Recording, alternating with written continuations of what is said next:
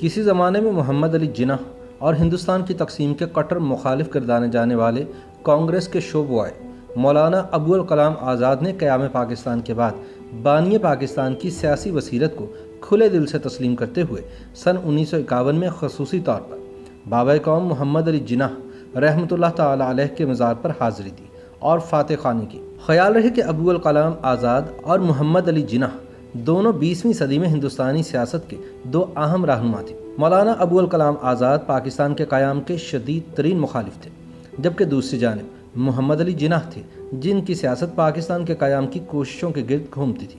جناح آزاد سے عمر میں 12 سال بڑے تھے، تاہم دونوں کی سیاسی زندگی کا آغاز کم و بیش ایک ہی زمانے میں ہوا۔ سیاسی میدان میں آزاد کے مقام کا اندازہ اس بات سے لگایا جا سکتا ہے کہ سن 1923 میں جب ان کی عمر محض 35 برس تھی، وہ انڈین نیشنل کانگریس کے صدر منتخب کر لیے گئے تھے۔ سن 1940 میں وہ ایک بار پھر انڈین نیشنل کانگریس کے صدر منتخب ہوئے اور 1946 تک اس عہدے پر فائز رہے۔ مولانا ابوالکلام آزاد ہندو مسلم اتحاد کے شدید حامی تھے اور متحدہ قومیت، ملی جلی تہذیب اور سامراج مخالف سیاست کے علمبردار تھے۔ یہ وہ مقام تھا جہاں سے جناح نے اپنا سیاسی سفر شروع کیا تھا، مگر وقت کے ساتھ ساتھ محمد علی جناح اچھی طرح سمجھ چکے تھے کہ ہندوؤں اور مسلمانوں کا ہندوستان میں ایک ساتھ رہنا مشکل ہے۔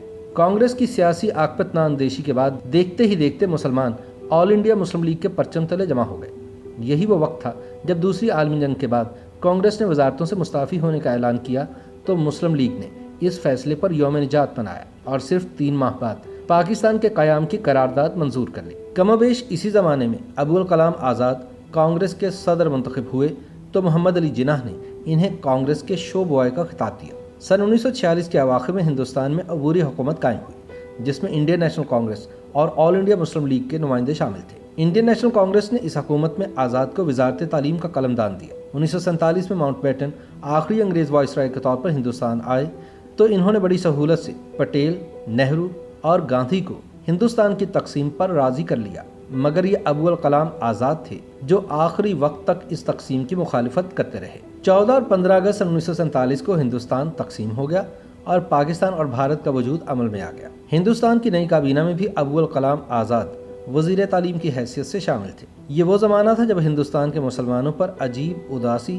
اور مایوسی کی کیفیت طاری ہو رہی تھی اور ان کی سمجھ میں یہ نہیں آ رہا تھا کہ اب تقسیم کے بعد ہندوستان کے مسلمانوں کا مستقبل کیا ہوگا اور انہیں اس پریشانی اور الجھن سے نجات کیسے ملے گی۔ ایسے مایوس کن حالات میں مولانا آزاد آگے بڑھے تاکہ مایوسی کی فضا میں امید کی کرن سے روشنی پیدا کرے اور لڑکھڑاتے قدم تھم جائیں، ہجرت کا خیال دل سے نکل جائے۔ انہوں نے اپنی پراثر تقاریر سے ہندوستان میں رہنے والے مسلمانوں کو وہیں رہ کر زندگی گزارنے کا حوصلہ دیا۔ مولانا آزاد کی آواز میں بجلی کی سی کڑک اور آہنگ تھا، جبکہ محمد علی جناح کی آواز باوقار اور دھیمی تھی۔ دونوں کے شخصی کردار بے داغ اور عامیانہ کمزوری سے بری، دونوں اپنے اپنے انداز میں بے لوث محب وطن تھے اور جذبہ آزادی سے منور۔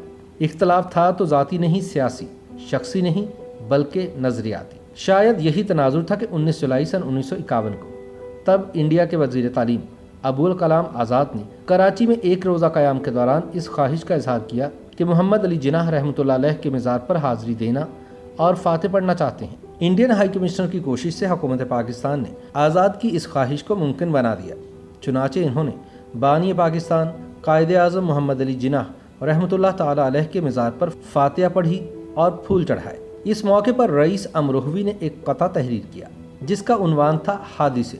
رئیس امروہوی نے لکھا کہ جو حادثہ بھی نہ ہو جائے آج کل کم ہے، ہمارا عہد ہے ایک عہد انقلاب ایجاد، بھلا یہ کس کو توقع تھی قبل ازیں اے دوست مزار قائد اعظم ابوالکلام آزاد۔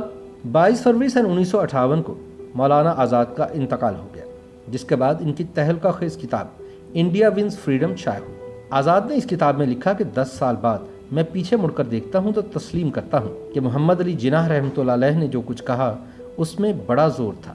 کانگریس اور مسلم لیگ دونوں کابینہ مشن منصوبے میں فریق تھیں اور ایسا مرکز، صوبوں اور گروپوں میں تقسیم کی بنیاد پر ہی ہوا تھا کہ مسلم لیگ نے منصوبے کو منظور کیا تھا۔ کانگریس نے شک کا اظہار کر کے دانش مندی کا ثبوت دیا اور نہ ہی وہ حق بجانب تھی۔ اگر وہ ہندوستان کے اتحاد کی حامی تھی تو اسے غیر مبہم انداز میں منصوبے کو منظور کر لینا چاہیے تھا۔ पसो पेश नहीं मोहम्मद अली जिन्नाह को हिंदुस्तान की तकसीम का मौका फराहम किया। इसी किताब के आखिर में मौलाना आज़ाद ने लिखा है कि पाकिस्तान की नई हुकूमत एक नाकाबिल तरदीद हकीकत है। हिंदुस्तान और पाकिस्तान दोनों के मफाद का तकाजा है कि वह बाहम दोस्ताना ताल्लुकात पैदा करें और ताउन पर अमल पैरा हों। इसके सिवा कोई दूसरी राह अमल इख्तियार की जाएगी तो तकालीफ, मुश्किलात और बदनसीबी में इजाफा होगा। YouTube पर गूगली न्यूज देखने के लिए youtube.com की सर्च बार में गूगली न्यूज टीवी टाइप करें। गूगली न्यूज के पेज पर सुर्ख रंग के सब्सक्रिप्शन वाले बटन पर क्लिक करना ना भूलिए। YouTube पेज पर अपलोड होने वाली वीडियोस से बाखबर रहने के लिए बेल आइकन पर क्लिक कीजिए। आपको हर नई वीडियो के बारे में नोटिफिकेशन मौसूल हो जाएगा।